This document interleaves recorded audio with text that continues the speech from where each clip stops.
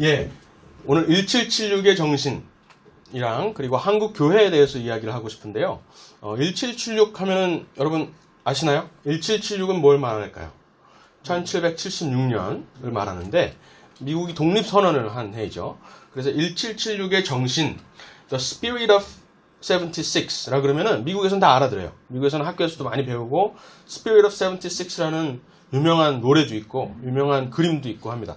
그래서 1776의 정신 하면은 이제 한국에서는 약간 생소할 수 있지만은 아주 중요한 개념이에요. 특히 이 한국 교회에 있어서 굉장히 중요한 이야기를 담고 싶어요. 그래서 잘 들어주시면 좋겠습니다.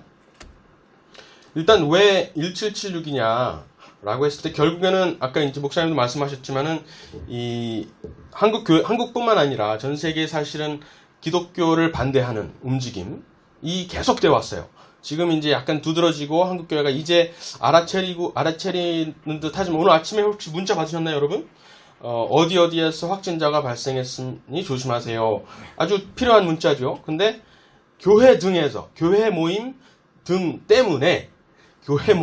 때문에 코로나 확진자가 발생했으니 조심하세요. 이렇게 나왔어요. 근데 교회 모임 때문에만 코로나가 퍼지는 게 아니잖아요. 처음에 교회가 아니라 어디 이단 집회 때문에 이제 퍼진 거는 사실이다 하더라도 사실은 교회 모임을 딱 특정해서 이렇게 타겟팅하는 것이 상당히 비정상적인 거거든요.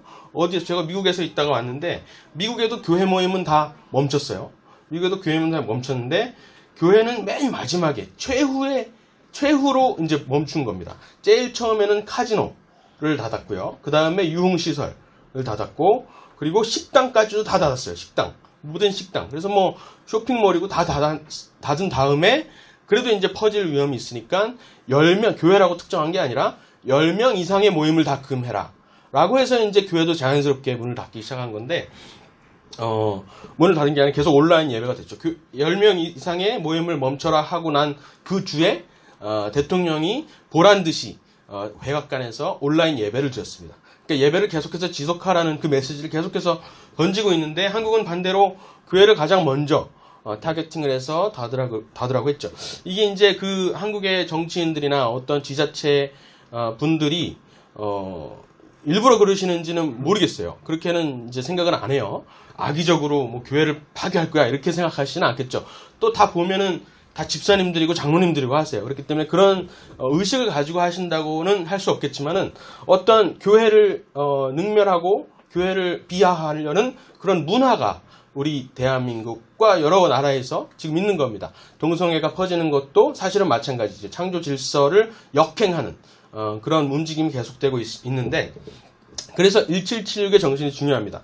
1776이 미국의 독립선언을 말을 하는 것인데 잘 들여다보면 미국의 독립선언이 너무나도 하나님의 그 말씀, 성경에 입각한, 기독교 세가관에 입각한 독립선언을 했어요. 그래서 이 기독교 세가관을 말할 때 미국의 독립운동과 그때 나왔던 문헌들을 빼놓고는 사실은 이해하기가 어렵기 때문에 그리고 정치적으로 결국에는 이제 미국이란 나라가 건국이 됐잖아요. 정치적으로 우리가 볼 때도 미국의 건국을 이렇게 좌우라고 이제 생각을 하는데 좌우로 구분하기 시작하면 여러 가지 복잡한 선입견들이 많이 이렇게 따라옵니다.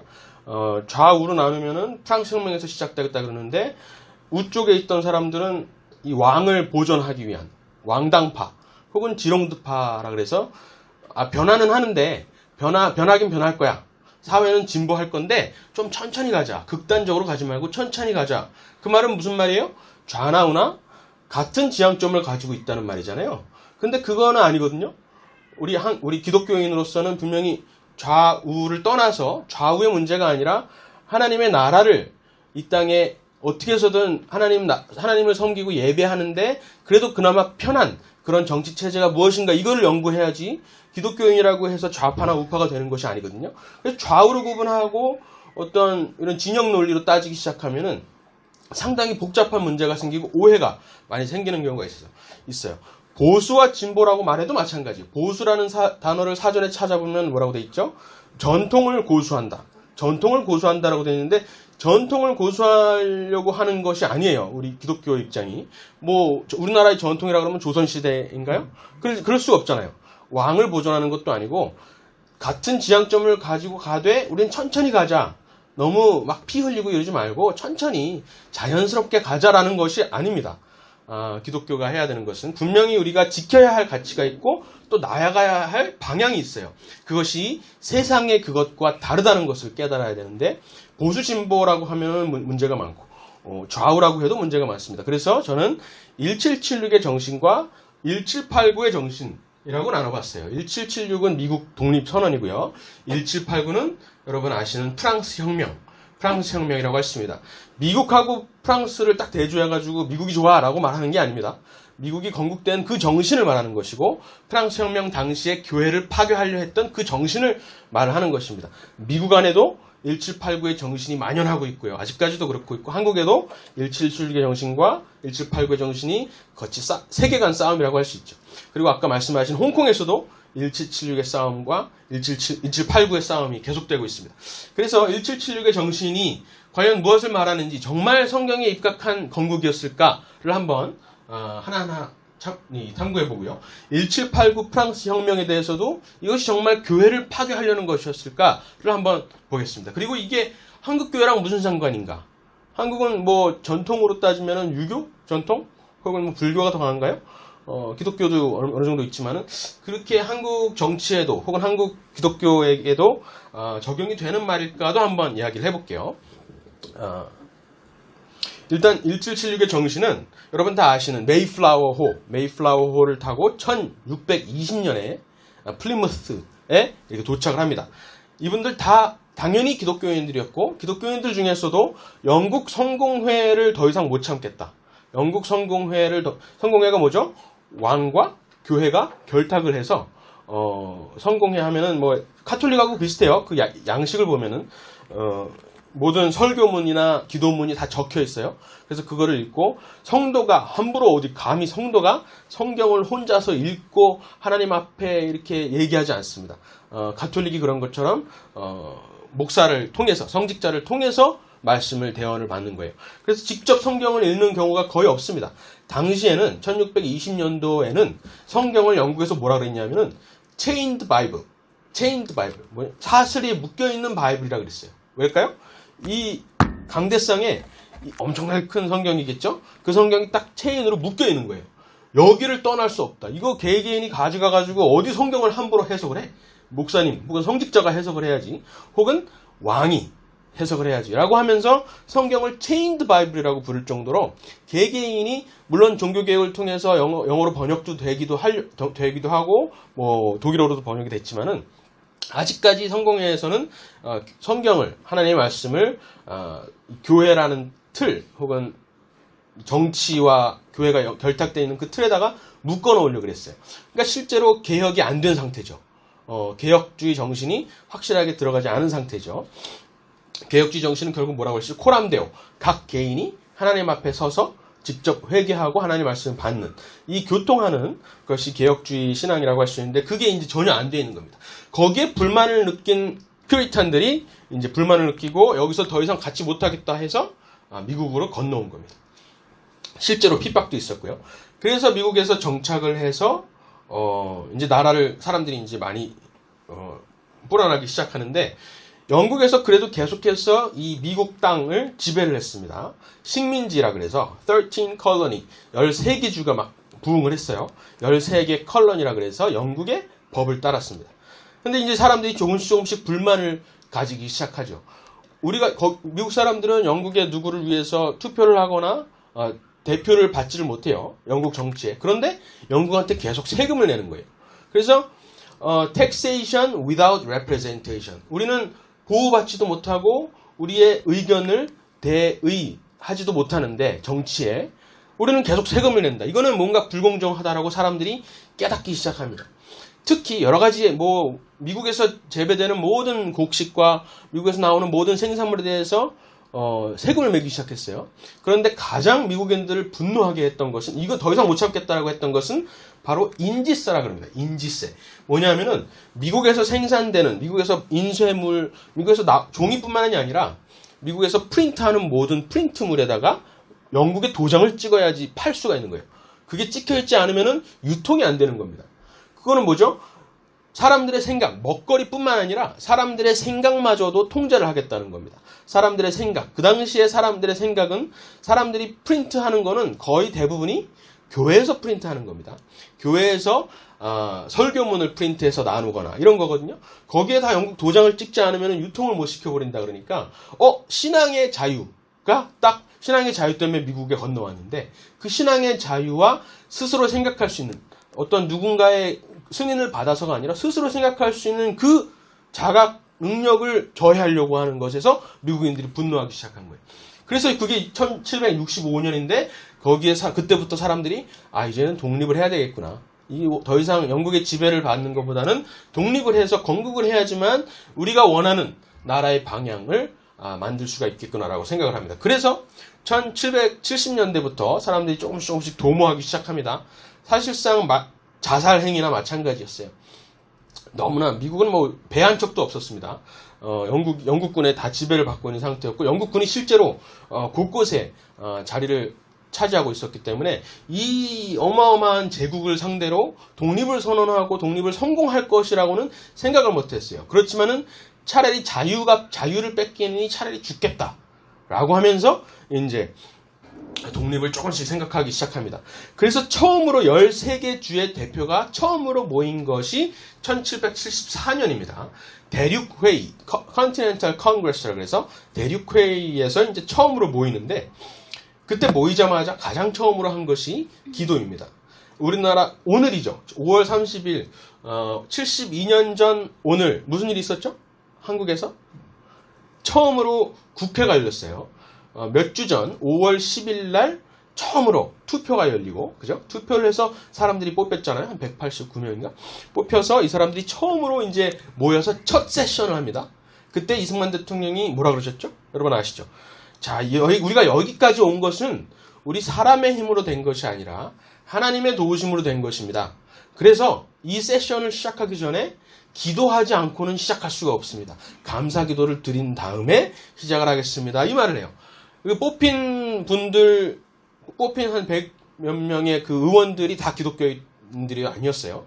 소수였습니다. 전체 인구에는 1%도 안 됐어요. 기독교인 인구가. 그럼에도 불구하고 이렇게 말씀하세요. 종교와 상관없이 종교나 어떤 이념에 상관없이 하나님께 기도해야 되고 감사해야 되는 것은 누구에게나 마찬가지이기 때문에 기도하겠습니다. 하고서는 이윤영 종로구 의원이 대신 이윤영 목사님 나오셔서 기도로 시작하겠습니다. 이렇게 시작을 합니다. 미국도 마찬가지였어요. 1774년에 대륙 의회를 처음으로 꾸리고 첫 세션을 시작하면서 하나님께 기도하지 않고는 이 자살 행위나 다름없는 이 행사를 우리가 할 수가 없다라고 해서 기도로 시작을 합니다.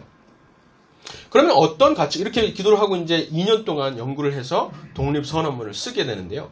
어떤 가치관으로 나라를 건국할까라고 했을 때 결국에는 성경에서 그 가치관들을 뽑아왔던 것을 알 수가 있습니다. 어떤 나라를 성경에서 말하는 나라는 과연 무엇인가? 정부의 목적은 무엇인가? 아주 처음부터 생각을 하기 시작한 거예요. 그래서 여러분 독립선언문이라고 있는데요. 1776년에 독립선언문을 7월 4일 아주 큰 잔치를 벌이죠. 7월 4일이 되면 미국에서 막 폭죽놀이 하고 그러는데 이때 독립선언문을 여기 앞에 있는 키 크신 분이 토마스 제퍼슨 아시죠? 그리고 오른쪽에 계신 분이 그 벤자민 프랭클린이라고 어떤 관료직은 맞지 않았지만은 미국의 국부나 다름없습니다. 그리고 존 아담 뚱뚱하신 분, 존 아담스 2대 대통령 있는데 제퍼슨은 3대 대통령입니다. 이분들이 이제 독립선언문을 작성하는데 그 독립선언문을 보면은 굉장히 짧습니다. 요 한 장이에요. 요 한 장짜리 A4는 한 4장 정도 될까요? 굉장히 짧은 문서인데 이 문서에 이 성경적 정부관, 성경적 국가관이 너무나 잘 담겨 있어요. 이걸 이제 하나하나 들여다볼게요. 첫 부분, 사실 이 중간에 이 뭉태기는 사실 중요하지 않습니다. 영국 조지 3세가 어떻게 뭘 잘못했고 막 그런 나열하는 건데 이건 중요하지 않고 처음에 2문장하고 마지막에 한 문장, 요 3문장이 너무나 중요한 이야기를 담고 있어요. 여기 총 4번의 하나님을 이제 여러 번 언급을 하는데 총 4번 언급합니다. 4개의 이름으로 이야기를 하는데 Nature's God, 자연의 하나님이라고 그러시고요. 그리고 창조주, 그리고 최고 재판장, Supreme Judge, 그리고 신성한 섭리, divine providence, 이 네 가지 단어로 하나님을 묘사를 합니다. 근데 이것이 어떤 사람들은 이봐, nature's God이라 그러잖아. 이것은 성경의 하나님을 말하는 게 아니라 저기 자연신, 범신론적인 하나님, 이신론적인 하나님, 플라톤이 말한 알지 못하는 신, 어떤 존재를 말하는 것이지 하나님을 말하는 게 아니야라고 실제로 미국 역사학자들은 그렇게 가르치는 경우가 많습니다. 그렇지만은 그것이 아니라는 사실이 너무나 뚜렷하게 담겨 있어요. 이 내용을 보면은 하나하나 한번 들여다볼까요? 처음에 이제 인간사의 과정에서 어느 한 사람들이 독립을 하려고 할 때는 자연의 법과 자연의 하나님의 법에 따라 마땅한이라고 돼 있어요. 근데 이 말이 자연의 법과 자연의 하나님의 법이라고 말을 들으면 자연신을 말하나 헷갈릴 수가 있죠. 근데 그 당시에 그 사람들은 전혀 헷갈리지 않았어요. 왜냐하면 자연의 법과 자연의 하나님의 법이라는 이 말은 어디에서 계속해서 말을 해왔던 것이냐면 교회에서 계속해서 말을 해왔던 것이에요. 국부들이 계속해서 말을 했고 목사님들이 계속해서 설교 때 자연의 하나님의 법이라고 말을 했던 거예요. 자연의 법은 뭐죠? 자연 만물에서 드러나는 하나님의 어떤 질서를 말하는 것이고요. 자연의 하나님의 법은 성경을 말하는 것이었습니다. 실제로 그렇게 이 문구 자체를 존 로크라는 사람의 문헌에서 통치론에서 인용을 한 건데요. 그때 뭐라고 설명을 하냐면은 자연의 법은 하나님께 창조하신 자연과 모든 인간의 양심에 새겨진 도덕법, 자연과 양심, 그리고 자연의 하나님의 법은 뭐냐면 성서를 통해서 바이블, 성경을 통해서 하나님께서 특별히 계시한 일반 은혜가 아니라 특별히 계시한 도덕법을 의미한다라고 분명히 명시하고 있거든요. 그래서 이것은 분명히 성경에서 말하는 하나님인 것이죠. 어떤 이신론적인 하나님이 아니라. 그리고 나중에 웨스트민스터 신앙 고백에도 이 내용이 그 자연의 하나님의 법이라는 표현이 들어가 있습니다. 그리고 이제 두 번째 문단인데요. 이거는 영어권에서 아마 가장 많이 외워지고 가장 많이 읊어지는 문구라고 할 수 있습니다. 우리는 다음의 진리를 자명한 것으로 여긴다. 이게 중요합니다. 자명한 것 중요하고요. 모든 사람은 평등하게 혹은 동등하게가 더 맞을 것 같아요. 동등하게 창조되었고 그들은 창조주로부터 양도할 수 없는 권리를 부여받았는데 그 중에 생명과 자유와 행복의 추구가 있다. 이 권리를 지키기 위하여 정부가 수립되었고 라고 굉장히 중요한 내용들이 너무나 함축되어 있죠. 자명한 것, 이 말이 과연 무엇일까? self-evident truth라고 되어 있는데 이 말도 성경에서 나오는 거예요. 이 말이 결국 교회사의 맥락에서 계속해서 쓰여졌던 말입니다. 그래서 사람들이 self-evident truth라고 딱 들었을 때 무엇을 말하는지 다 알아차렸어요. 우리는 무엇인가 이렇게 상상을 하고 추론을 하는 것이지만 그 당시 사람들은 다 알았다는 것이죠. 그게 뭐예요? 자연의 법, 이 자명한 것, self-evident라는 표현은 로마서 1장에 나오는 표현을 썼던 것입니다. 그때 이제 원문을 보면 파네로스 앤 오토이스라는 표현인데 그들 속에 하나님을 알만한 것이 모든 사람 속에 보입니다. 라고 하면서 양심이라는 개념을 사도 바울이 말을 하죠. 그 양심에 모든 사람이 양심이 있다면은 다 알 수 있는 진리를 self-evident truth라고 표현했는데 그 말을 하는 겁니다. 처음에 토마스 제퍼슨이 썼던 것은 오히려 더 명확합니다. 신성하고 부정할 수 없는 것이라고 말을 했는데 벤자민 프랭클린이 너무 복잡해. self-evident truth라고 하면 다 알아들어. 이렇게 하면서 바꾼 겁니다.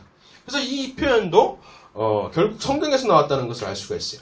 그리고 창조주로부터 부여받은 권리라는 이 표현에서 다시 한번 우리는 깨닫죠. 이건 이신론의 하나님이 아니구나 라고 알 수 있습니다. 왜냐하면 이신론의 하나님은 계약적인 하나님입니다. 로마서 그리스 신화나 이런 걸 보면 알 수 있지만 계약적인 하나님이에요.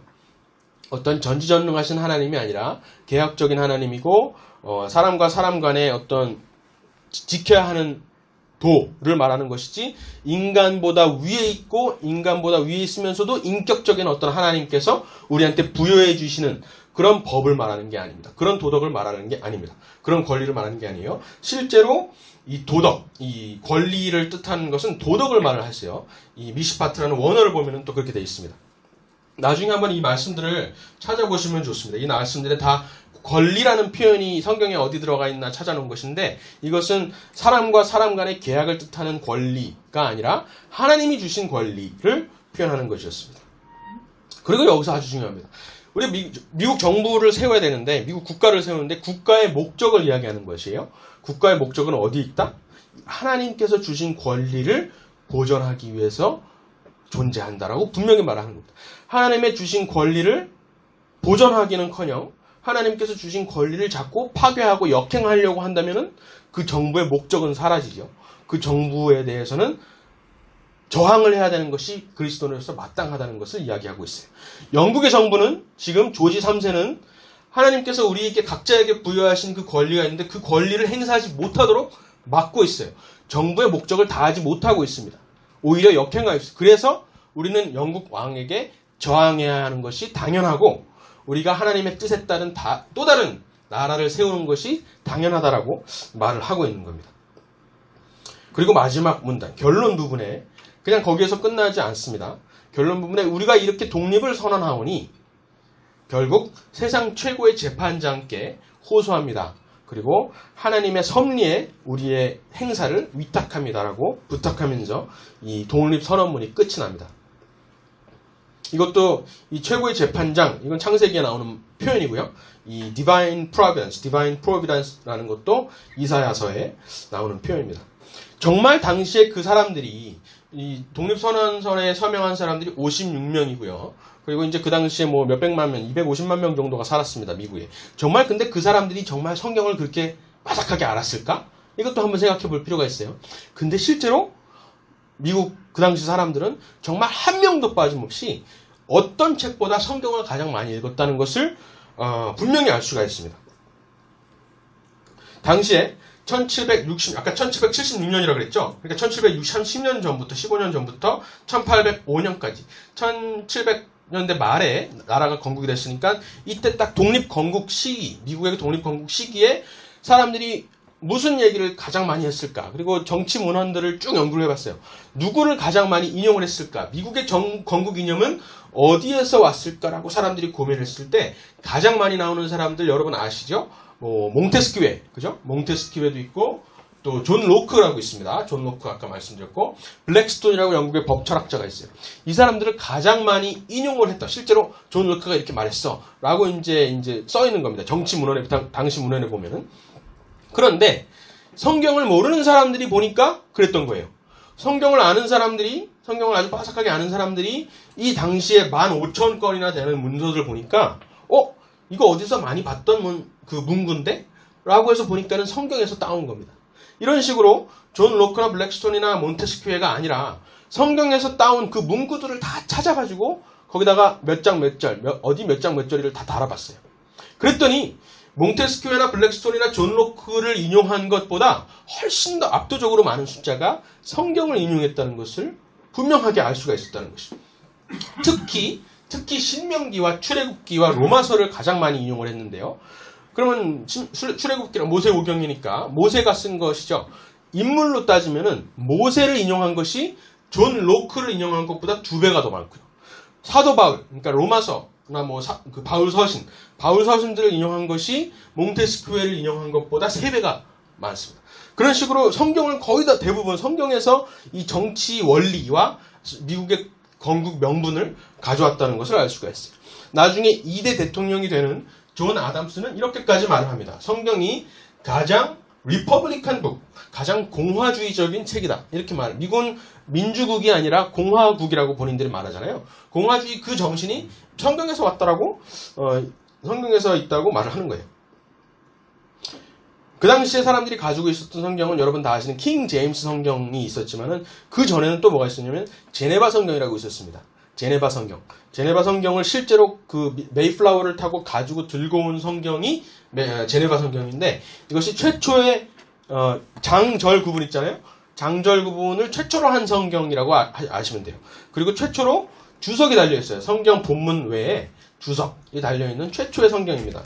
이 주석을 누가 달았느냐 하면은 존 칼빈이 네덜란드에서 직접 달고 또 존 칼빈의 제자들이 직접 달았던 성경입니다. 굉장히 개혁주의적인 신앙이 그대로 담겨있는 성경이라고 할 수 있죠. 이 성경에 입각해서 미국인들이 나라를 건국한 것을 우리가 알 수 있습니다. 유명한 역사학자가 있어요. 레오폴드 폰 랑케, 역사학의 아버지, 근대사학의 아버지라고 하시는 분입니다. 이 랑케라는 분이 이렇게까지 말을 합니다. 미국을 건국한 것은 사실상 칼뱅이다. 이렇게까지 말을 해요. 건국할 때 칼뱅은 당연히 없었지만 이렇게까지 말해요. 미국 역사학자 조지 벤크로프트라는 분은 또 어떻게 말하냐면 칼뱅의 영향력을 존중하지 않으면 미국 자유의 원천, 미국 자유가 어디서 오는지를 모르는 것이다 라고까지 말을 합니다. 결국에 미국 건국은 성경에서 나왔다는 것과 그냥 성경이 아니라 성경의 개혁주의적인 존 칼빈과 마틴 루터의 그 개혁주의 정신에서 나왔다는 것을 알 수가 있습니다. 또 한 가지 아주 재미있는 예는요. 미국 사람들이 정말 성경을 그렇게 많이 알았을까? 몇 장 몇 절을 말을 안 할 정도로 이게 어디에서 나왔는지 알 정도로 그렇게 성경을 많이 알았을까를 증명해주는 편지 한 편이 발견이 되었어요. 벤자민 프랭클린 여러분 아시죠? 벤자민 프랭클린이 거의 대부분을 프랑스에서 살았습니다. 미국을 건국하고 나서도 프랑스에서 살면서 미국의 외교관 역할을 했어요. 프랑스에서. 그러면서 이제 많은 서신을 주고받았을 거 아니에요. 그때 주고받은 서신 중에 이런 아주 재밌는 편지가 발견이 되는데 뭐냐면은 거기에 미국의 후커라는 목사님께서 쓴 설교문이 있습니다. 그 설교문을 프랑스어로 번역을 하고 싶은 거예요. 벤자민 프랭클린이. 왜냐하면 프랑스에서도 혁명의 분위기가 막 일어나고 있었거든요. 그래서 설교문을 번역해서 뿌리고 싶은데 미국 사람들은 성경을 너무 잘 알아서 이게 어디에서 나왔는지 굳이 얘기 안 해줘도 다 아는데 이 프랑스 사람들은 유럽 사람들은 그때 이제 영국과 프랑스라 그래요. 영국 사람이나 프랑스 사람이나 성경을 하도 안 읽어서 그냥 이렇게만 말하면 어디에서 나왔는지 모른다. 그래서 분명히 여백에다가 어디 몇 장 몇 절, 창세기 1장 1절 이렇게 말을 해줘야지 안다는 겁니다. 그래서 후커 목사님한테 편지를 쓰면서 내가 당신 거를 그대로 번역을 할 텐데 여백에다가 어디 몇 장 몇 절이라고 써도 되겠냐고. 이 양해를 구하는 편지가 발견이 된 거예요. 그러니까 얼마나 미국인들이 성경을 많이 읽었는지 알 수가 있죠. 그리고 당시의 기록에 보면은 모든 집에 성경은 당연히 있었고 성경 다음으로 가장 많이 있었던 책이 뭐냐면 New England Primer라는 책입니다. New England Primer. 이 책은 뭐냐면은 아이들한테 그러니까 우리나라로 치면은 첫걸음 ABC, 뭐 가나다 ABC 이런 거예요. 그래서 처음으로 아이들한테 영어를 가르쳐 줄 때 혹은 국어를 가르쳐 줄 때 쓰는 교재입니다. 그 교재가 ABC가 쭉 적혀 있을 거 아니에요. 그 예문이 있을 것이고. 근데 각 알파벳마다 그 예문을 드는 거를 보면은 전부 다 성경 구절을 인용하는 것을 알 수가 있어요. 예를 들어서 여기 U를 한번 볼까요? U는 우리야 그 다윗이 이제 바세바를 취하면서 죽였던 우리아의 얘기가 있습니다. 이 고래, 웨일, W는 웨일을 말하는데 웨일은 요나 이야기를 그러니까 사람들이 아이들이 이 ABC를 배우면서 성경을 찾게끔 만든 거예요.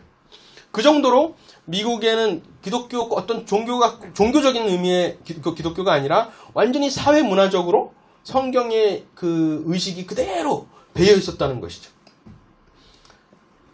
노아 웹스터라고 여러분 아시죠? 미리암 웹스터 사전 아시죠? 미국 사전인데 이 노아 웹스터를 그 사전을 만드신 분이 노아 웹스터입니다. 국부 중에 한 명이에요. 이분은 이렇게까지 말해요. 성경은 공화주의 원칙들의 최고의 원천이고 근간이다. 기독교의 가치관을 버리거나 파괴하면 공공질서와 자유와 공화국의 기초가 흔들린다라고까지 말을 합니다. 그러니까 성경이 정교 분리로 시작한 나라임에도 불구하고 성경의 기초에 그 원칙에 따라서 나라를 세웠고 계속해서 정치에 성경에서 말하고 싶은 게 굉장히 많다는 것이죠.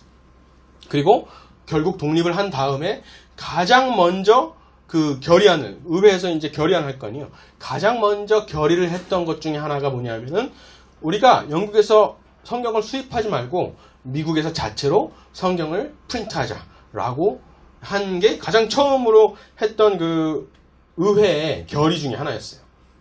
그 정도로 성경이 중요했다는 것이죠. 근데 약간은 아직까지는 막연할 수가 있어요. 정말 교회나 어떤 성경이나 그런 가치관이 정치에 정말 그렇게 영향을 미쳤을까? 미국 정치에 라고 생각을 할 수 있는데 아주 구체적인 사례가 또 하나 있습니다.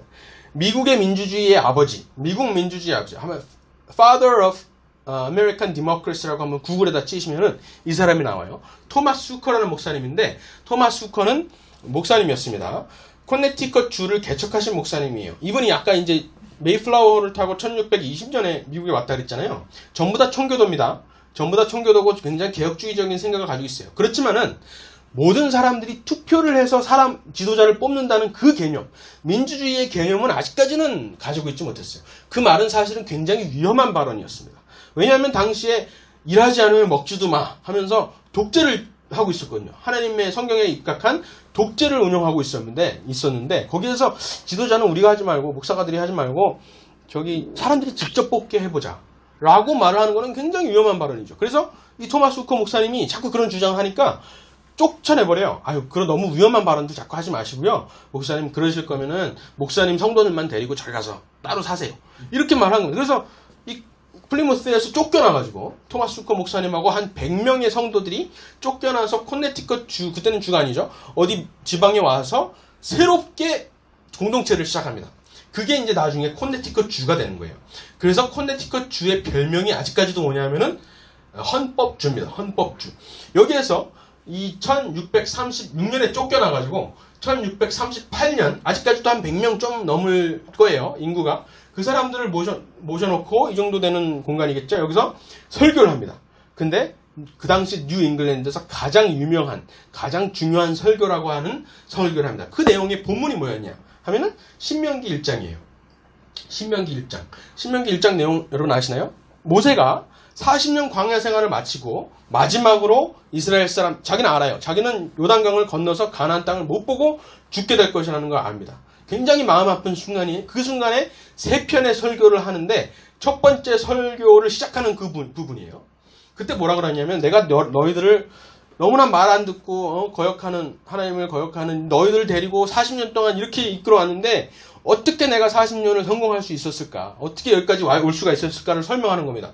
그래서 뭐라 그러냐면은 내가 직접 너희들을 관련 이렇게 다 다스리지 않고 너희들 중에 지도자, 대표를 뽑아서 했다. 10부장, 100부장, 1000부장을 뽑아가지고 너희들을 다스리게 했다라고 말을 합니다. 그러면서 이 본문으로 토마스 후커 목사님이 설교를 하면서 뭐라 그러냐면 우리도 대표를 뽑아서 민주적인 방식으로 대표를 뽑아서 나라를 한번 이끌어보자라는 설교를 하는 겁니다. 그러니까 본인이 생각했던 그 민주주의를 도입을 하고 싶었던 것이죠. 그래서 그 설교에 입각해서 100명 모인 사람들이 어른들이 장로들이 모여가지고 코네티컷 근본 질서 1939년에 코네티컷 근본 질서라는 문건을 만드는데 바로 이것이 미국 헌법의 기초가 되는 원형입니다. 미국 헌법의 기초가 됩니다. 그러니까 미국 헌법은 결국 어디서 나왔다는 거예요? 이 토마스 후커 목사님의 설교 한 편에서 나왔다는 것. 본문을 따지면 신명기 1장에서 나왔다는 것이고 그 모태는 뭐예요? 그게 어디서 처음 실현됐어요? 교회에서 실현됐다는 것입니다. 그러니까 교회와 기독교와 민주주의 정치와의 그 관계가 그냥 막연한 것이 아니라 너무나 실질적이라는 것이죠. 특히 미국에서는 너무나 실질적으로 실제로 드러났다는 것입니다. 근데 다른 주도 마찬가지예요. 코네티컷 주뿐만 아니라 로드 아일랜드 주도 목사님이 그런 식으로 쫓겨나가지고 한번 내 방식대로 내가 생각하는 이 성경의 어떤 원리를 입각해서 나라를 세워보자 해서 세운 게 프라비던스인데 그게 이제 로드 아일랜드 주입니다. 그리고 펜실베니아도 퀘이커 교도 이단 시비가 있을 수 있지만은 퀘이커 교도가 세운 것이 펜실베니아고 율리엄 펜이라는 사람. 메릴랜드도 카톨릭 교도들의 자유를 위해서 세운 것입니다. 미국의 건국이 어떻게 되었는지, 그러니까 미국의 건국이 되기도 전에 그 13개 주가 어떻게 구성이 되었는지를 알 수가 있습니다. 좀 더 자세히 신명기 1장의 본문이라고 했는데 신명기 1장은 이제 모세가 나중에 말을 하는 거고 그 당시 기록, 연대적인 기록을 보면은 그거는 출애굽기 18장입니다. 출애굽기 18장에 이렇게 나와 있어요. 그대는 온 백성 가운데서 재덕이 겸전한 자, 이게 이제 개역 한글인데 좀 어렵죠? 재능과 덕이 같이 가지고 있는 사람을 뽑아서 하나님을 두려워하고 진실모면하며 불의한 이익을 미워하는 자라. 이 세 개 조건을 주면서 이 사람들을 뽑아서 1000부장과 100부장과 50부장과 10부장을 삼아 그들을 때에 따라 백성을 재판하게 하라. 이렇게 말해요. 여기에서 민주주의가 시작되는 겁니다. 미국에서 대의제, representative government라고 하잖아요. 사람들의 의중을 살펴서 그것을 대신 정치에 반영하는 것 대의제인데 그 대의제가 출애굽기 18장에서 시작됐다는 것이 미국에서는 그래도 그나마 알려져 있는 상황입니다. 삼권 분립이라는 이 미국 공화정의 가장 중요한 삼권 분립도 성경에서 나온 걸 알 수 있어요. 그 당시 삼권 분립을 해야 한다라고 사람들이 회의를 했을 거 아니에요. 미국을 세우면서. 그때 몽테스키웨가 가장 먼저 삼권 분립을 실제로 말을 했습니다. 그래서 몽테스키웨를 인용을 했겠죠. 근데 몽테스키보다 훨씬 많이 인용한 게 출애굽기인데 출애굽기랑 또 예레미야도 인용을 했어요. 이런 말들을 합니다. 이사야서에는 이런 말도 있어요. 하나님께서 우리의 재판장이시고 율법을 세우신 입법부죠. 그리고 여호와의 우리 왕이시고 행정부죠. 여기 다 이제 입법부, 행정부, 이 사법부가 다 들어있는 거예요. 이 말씀에. 결국 하나님이 주관하셔야지 나라가 세워질 수 있다라고 말하는 것이고, 또 뭐라 그러냐면은 사람이 권력을 집중적으로 가지고 있으면은 안 된다. 왜냐하면은 예레미야를 인용하면서 모든 사람의 마음은 만물보다 거짓되고 심히 부패한 것이 사람의 마음이다. 그렇기 때문에 어느 한 사람에게, 어느 한 조직에게 권력을 집중시켜서 주면 안 된다. 절대로 분리를 해서 견제와 균형을 유지해야 된다라고 말을 합니다. 종교의 자유도 마찬가지예요. 이 결국에는 요단강을 건너는 사람은 누구죠? 모세가 아니라 여호수아죠. 여호수아가 들어가서 사람들을 정복하고 12개 지파에 따라서 이 민족을 나눕니다. 땅을 나눠줍니다. 그 다음에 사람들이 여호수아가 말했던 게 뭐예요? 기독교, 유대교를 섬기는 어떤 독재 체제를 만들지 않았어요. 나는 하나님을 섬길 텐데, 이리 40년 동안 이끌어오신 그 하나님, 애굽에서 우리를 자유케 하신 그 하나님을 섬길 텐데, 너희들은 너희들의 섬길 사람을 택해라. 이방신이 될지 아닌 여호와 하나님이 될지 선택하라 라고 하면서 자유를 줍니다. 여기에서 이 종교의 자유의 그 근원을 사람들이 찾았던 거예요. 그 당시 미국의 국부들이 찾았던 것을 또 알 수가 있습니다. 그래서 생각해보면 이 출애굽이 결국에는 가장 중요한 사건입니다. 인류 역사상 그 정치적인 자유라는 개념이 기록된 그것을 보면은 가장 처음이라고 할 수 있어요. 인류의 기록상 가장 처음으로 정치적 자유가 실현이 됐던 때인데, 애굽의 노예제에서 홍해를 건너서 이 이집트, 프린스 오브 이집트라는 만화 영화 보셨으면 아실 텐데, 굉장히 어마어마한 사건을 통해서 이 이스라엘 백성들이 광야로 들어갑니다. 근데 그때 자유를 사람들이 얻었을 때 분명한 목적이 있었어요. 그 목적은 뭐냐면은 하나님을 예배하는 것이었습니다. 사람들이 촉박에서 벗어나서 우리가 마음대로 할 수 있는 자유가 아니었습니다. 그 당시에 성경에서 말하는 자유라는 것은 예배할 수 있는 자유였습니다. 오늘의 본문 말씀이죠. 바로에게 가서 모세가 하는 말이 바로 그겁니다. 우리가 하나님께 예배하려고 하오니 우리를 보내소서라고 말합니다. 하나님께 제사를 하고자 하오니 우리를 보내소서. 속박에서 벗어나는 자유는, 성경에서 말하는 자유는 우리가 하고 싶은 대로 하는 자유가 아니라, 사사기 마지막 절에 나오죠. 우리가 하고 싶은 대로 하는 자유가 아니라 하나님께 예배할 수 있는 자유를 처음부터 말을 했던 겁니다. 그래서 결국 미국도 하나님께 예배를 온전하게 드리기 위해서 어떤 성공의 방식, 가톨릭의 방식으로서 속박되어서 성경도 스스로 못 읽는 그런 예배가 아니라 정말 하나님께 진심을 다해서 예배를 드리고자 빠져나온 거고, 또 그러기 위해서 독립을 했던 것을 알 수가 있습니다. 여러분, 미국의 국장 아시죠? 모든 집회마다 새겨져 있죠. 미국의 국장, 대통령 국장도 있고, 다 이 사진은 여러분 다 아실 거예요. 근데 이 독수리라는 문양 자체가 어디서 나왔을까 한번 생각해 보셨어요? 많은 사람들이 로마 시대의 로마의 휘장이었잖아요. 독수리의 사진이. 로마 시대 때 왔나 보다 대충 그렇게 생각하는데 절대 그렇지 않습니다. 이것도 성경에서 나왔어요. 실제로 처음에 1776년에 독립선언을 하고 나서 그날 저녁에 벤자민 프랭클린하고 존 아담스하고 토마스 제퍼슨 3명을 모아놓고, 너희들 3명이서 독립선언서도 너희들이 썼으니까 너희들이 한번 미국을 상징하는 대표적인 그림을 한번 그려봐라. 그래서 우리의 국장으로 한번 삼아보자 라고 해서 그 사람 3명이 가가지고 그림을 그려온 게 이거예요. 이 그림을 여러분 뭐처럼 보이세요? 바로 이 그림입니다. 이 그림. 이 홍해를 갈라서 이스라엘 사람들이 나오는 이 그림을 그려온 겁니다. 여기 물기둥과 구름기둥과 불기둥이 있죠. 여기 애굽 사람들이 홍해에 떠밀려 내려가죠. 그리고 건너편에는 이스라엘 사람들 모세에 이끌려서 건너편에 이제 서 있습니다.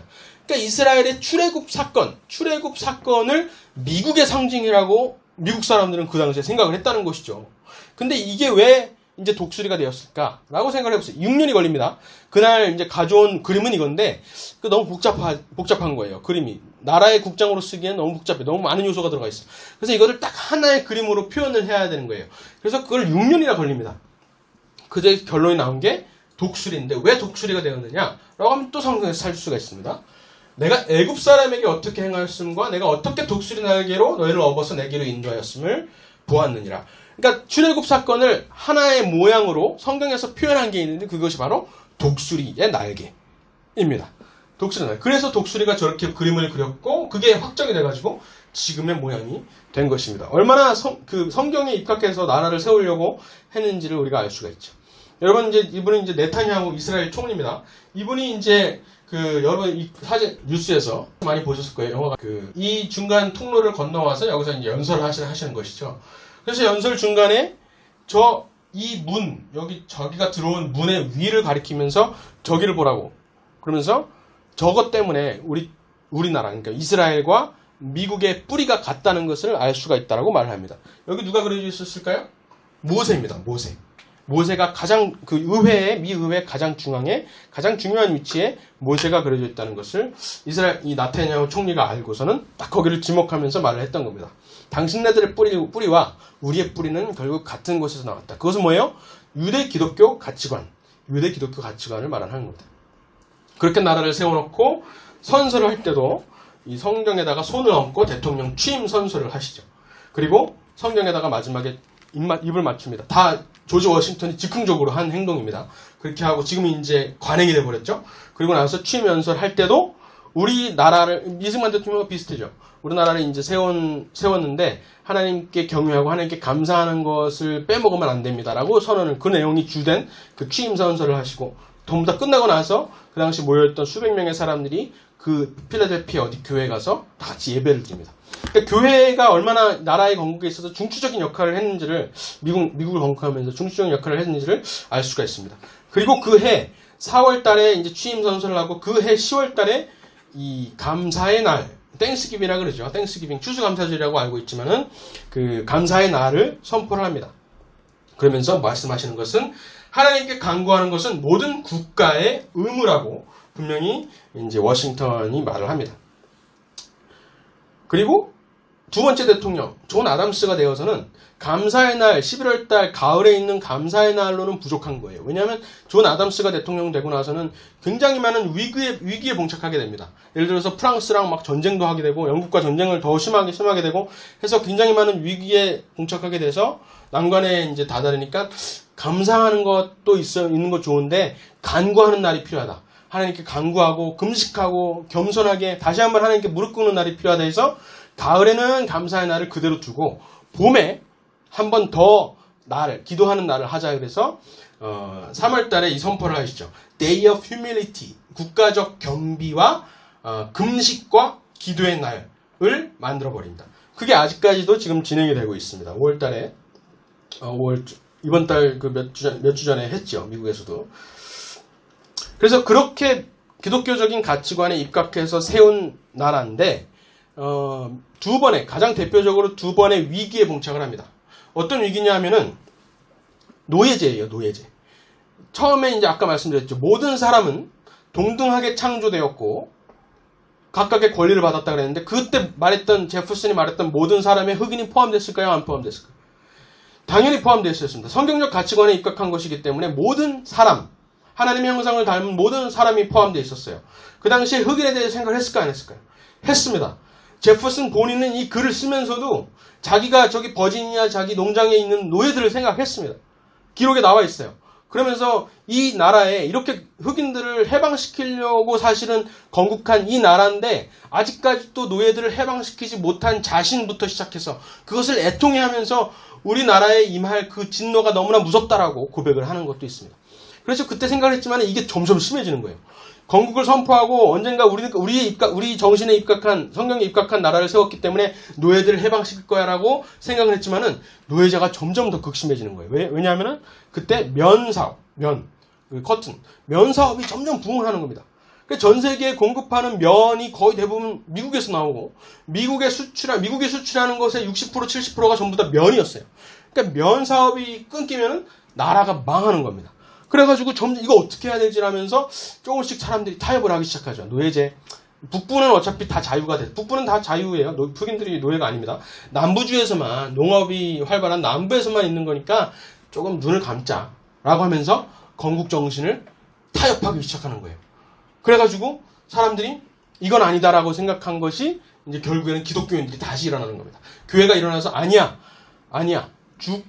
우리가 죽더라도 결국 자유.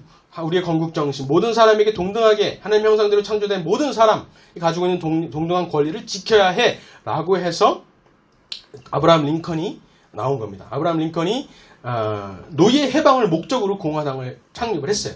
그리고 남북 전쟁을 일으키면서까지 어마어마한 피해를 일으키면서까지 남북 정제 때 죽은 사람의 인구가 그 2차 대전, 1차 대전, 2차 대전을 포함해서 죽은 사람보다 많은 거 아세요? 어마어마한 사람들이 희생을 했습니다. 그럼에도 그렇게 하면서도 나라의 유니티를 그 유니언을 유지하고 또 노예를 해방시켰던 겁니다. 그렇게 해서 다시 한번 성경적 가치관으로 다시 한번 건국 정신으로 돌아가면서 그 위기를 노예라는 그 엄청난 위기를 극복을 하게 됩니다. 여러분 공화당 여러분 이제 뉴스 보셨지만은 뭐 흑인들 그 막 경찰에 의해서 살해되고 그러잖아요. 그러면서 공화당을 욕하죠. 저거는 역시 저기 트럼프랑 저기 공화당은 저기 인종차별주의자들이야. 백인 우월주의자들이야라고 말을 하죠. 근데 그 역사를 너무나 몰라서 하는 얘기입니다. 공화당은 처음부터 그 노예 해방을 목적으로 링컨이 만든 당이고요. 실제로 노예 해방을 할 때 노예 해방을 한 게 이제 13번째 수정헌법입니다. 그때 공화당원들은 100% 다 찬성을 했지만은 민주당원들은 23%밖에 찬성을 안 했어요. 그리고 이 노예들한테 시민권을 부여하자라고 말했던 그 결의안에는 94%의 공화당원이 찬성을 했지만 0%의 민주당원들이 찬성을 했습니다. 결국에 노예 해방을 했던 것도 그렇고 그리고 소수자들의 권리를 가장 많이 변호했던 것은 민주당이 아니라 공화당이었다는 것을 미국에서 알 수가 있습니다. 많은 사람들이 모르죠. 그리고 두 번째 이제 위기를 닥쳤는데 그건 바로 이제 20세기 들어서 공산권입니다. 1917년도에 소련이 생기죠. 그 소련은 국가적인 우리나라에서 공산주의를 실현하자가 아니라 국제적으로 공산주의를 실현하자 그래서 국제사회주의입니다. 국제사회주의. 그것을 실현하더라고 하면서 동유럽과 아시아의 많은 나라들을 공산화시켰죠. 우리 대한민국도 공산화하려고 했지만은 딱 그 38선에서 멈춰버리죠. 거의 기적이라는 다름없습니다. 모든 대륙들이 공산화됐을 때 한국이 남아있는 것은 거의 기적이나 다름없는데 이때 한국전쟁에서 미국이 다시 한번 깨닫습니다. 이 공산주의라는 것은 결국에는 무신론이 그 안에 있는데 그 정신이 있는데 무신론과 우리가 싸우기 위해서 다시 한번 우리의 건국정신 1776년의 건국정신으로 돌아가야 된다라고 말을 합니다. 그 건국정신은 뭐예요? 유대 기독교 가치관에 입각한 성경에 입각한 그 정신, 나라의 목적 그거를 다시 한번 회복하자라고 합니다. 그래서 빌리 그레엄 목사님을 통해서 그 기도의 날이 다시 한번 회복이 되죠. 무신론을 경계하자라 그래서. 그리고 아이젠하워 대통령이 뭐를 하냐면은 1953년에 국기에 대한 맹세가 있어요. 모든 국기에 대한 맹세에 Under God, 하나님 아래서, 하나님의 보호하심 아래서라는 문구를 삽입을 시켜버리고 법제화 시켜버립니다. 사람들이 이거를 빼려고 했거든요. 링컨의 게티즈버그 연설, 유명한 연설이 있잖아요. 정부는 그 사람을 위해서 뭐 이런 유명한 문구 있잖아요. 거기에 Under God, 하나님 아래서라는 표현이 있어요. 정부 Under God, Government Under God. 근데 그거를 사람들이 지워버리려고 그래요. 너무나 노골적으로 지워버리려고 했는데 지우지 못하도록 아예 이것을 법제화시켜 Under God이라는 말을 쓰지 않으면은 국기에 대한 맹세를 못하도록 못을 박아버립니다. 그리고 1950년에는 뭘 하냐면은 모든 미국의 화폐에다가 In God We Trust. 여러분 아시죠? 우리는 하나님을 믿는다라는 그 표현을 모든 화폐에다가 넣어버립니다. 그리고 법으로 못을 박아버려요. 그 정도로 다시 한번 건국정신으로 돌아가자라고 이야기를 합니다. 그 결과는 소련을 극복하죠. 소련을 극복하고 미국의 공산화를 막아버리고 그리고 결국 소련을 무너뜨리는 결과를 얻게 됩니다. 나중에. 결국에는 이 유대 기독교 가치관, 그러니까 결국 건국정신, 미국의 건국정신으로 돌아가자라고 했던 그 운동이 근대 보수주의라고 할 수 있어요. 근대 보수주의. 1950년대 보수주의가 이제 미국에서 회복이 됐다 그러는데 그 목적은 프랑스 혁명 당시의 보수가 아니었어요. 프랑스 혁명의 당시의 보수는 뭐예요? 우리가 진보할 건데 좀 천천히 하자. 피 흘리지 말고 천천히 자연스럽게 하자라는 것이었지만은 분명히 지향점이 다르고 방법이 다르죠. 미국이 보수하려고 했던 것은 나라의 원래 목적, 바로 하나님의 창조 질서를 지키고 보존하려는 그 보수주의를 말을 했던 것입니다. 1950년대 그 보수주의의 부활이 결국에는 예배할 자유, 사람 개개인이 하나님께 직접 예배할 수 있는 자유를 보존하기 위한 것이었다고 할 수가 있는 것이죠. 미국의 보수주의는 결국 예배 보전이라고 쉽게 말할 수가 있습니다. 이 1776년에 이제 정신이 미국 건국부터 시작해서 이제 계속해서 발전을 해왔는데 이 유대 기독교 가치관이 어디에서 왔을까를 이제 사람들이 고민하기 시작했어요. 그러면 이제 영국의 보통법, 자연권이고, 그리고 그 전에는 로마, 아테네에서 법 질서, 그리고 있습니다. 그리고 그 전에는 아테네 헬라 철학이죠. 플라톤 뭐 이런 데서 이 사람이 정치적인 존재라는 것을 자각하기 시작한 때이죠. 그런데 거기에서 모두 다 멈춰버려요. 우리나라도 서양 철학이라고 하면은 제일 최초 누구를 언급하죠? 소크라테스. 그죠? 근데 그거는 잘못된 개념입니다. 그거는 서구 철학을 말하는 것이죠. 서구 철학은 사실은 이방 종교의 교리나 다름없잖아요. 그렇기 때문에 그거보다 더 깊이 들어가야 되는데, 더 깊이 들어가면 뭐가 있냐면은 유대 문명이 있는 겁니다. 유대 문명. 유대 문명은 뭐예요? 사람의 질서, 창조 질서와 사람이 나라를 다스리기 위한 그 원리가 어디서 오냐면은 사람이 만들어내는 것이 아니라 하나님이 주셨다. 창조주 하나님이 그것도 부여하셨다. 그냥 창조해놓고 내버려 두는 것이 아니라 창조해놓고 어떻게 살아야 되는지를 분명히 도덕률을 통해서, 십계명을 통해서 주셨다는 것을 그 문명으로 돌아가야 된다는 것입니다. 그래서 결국 그것이 유대 기독교 전통이라고 할 수가 있어요. 그래서 그 미국의 보수주의 운동을 일으키신 분이에요. 윌리엄 버클리라는 분인데 이분이 이렇게 말합니다. 유대 기독교적인 가치관을 부끄러워하지 않고 이 유대 기독교 가치관이 공적 영역에서 드러나야 될 필요성을 확실하게 우리가 말을 해야 된다라고 말을 합니다. 시간이 많이 됐지만 빨리 넘어갈게요. 1776의 정신이 있다면 그 반대되는 1789의 정신이 있습니다. 1789의 정신은 결국 기독교 청산이에요. 기독교 청산이라는 용어를 영어로 Dechristianization, 비기독교화라고 할 수가 있겠죠. Dechristianization을 구글에다가 치면은 연관 검색어로 프랑스 혁명이 뜹니다. 프랑스 혁명 당시에 실제로 교회를 파괴하려고 하는 것이었어요. 여러분, 자유평등 박애라고 많이 들어봤잖아요. 프랑스 혁명의 정신은 자유평등 박애, 너무나 뭐 거의 외우다시피 자유평등 박애라고 우리가 학교에서 가르치는데 잘못된 번역입니다. 자유평등 박애가 아니라 자유평등 우애예요. 우애. 박애와 우애는 다른 겁니다. 박애는 뭐예요? 사전을 찾아보면은 모든 사람을 두루두루 차별 없이 사랑하는 겁니다. 근데 우애는 뭐예요? 나의 형제를 사랑하는 겁니다. 그죠? 다른 뜻이죠. 박애가 아니라 우애 혹은 동지애, 형제애라고 할 수가 있죠. 프라터니테입니다. 박애는 불어로 차리떼죠. 차리떼. 프라터니테가 아닙니다. 근데 당시의 문구를 보면 더 충격적입니다. 당시에 혁명을 막 일으킬 때 사람들이 썼던 문구는 리버테 이갈리테 프라터니테 울라모트라고 그랬어요. 자유평등 박애. 그 다음에 울라모트. 울라모트는 뭐예요? or death. 아니면 죽음을입니다. 그러니까 이거는 미국하고 달라요. 미국에서는 자유를 주지 않느니 차라리 나를 죽여라 하잖아요. 나를 죽여라 하잖아요. 근데 이 프랑스에서는 뭐냐면 자유, 평등, 우애, 우리 동지들 말고는 다 죽여라. 였습니다. 여기에 동의하지 않는 이 평등주의 원칙, 형제 애들 빼고는 다 죽여라라는 유혈 선동이었던 것입니다. 울라모트. 당시에 선동이 그랬어요. 그거를 지금 자랑스럽게 프랑스 국기에다가 상징으로 이제 모셔놨죠. 그리고 실제로 당시 교회를 망가뜨리는 것이 목적이었어요. 모든 교회들을 불살르기 시작하는데요. 로베스피에라는 그 혁명 그 과격파가 자코뱅이죠.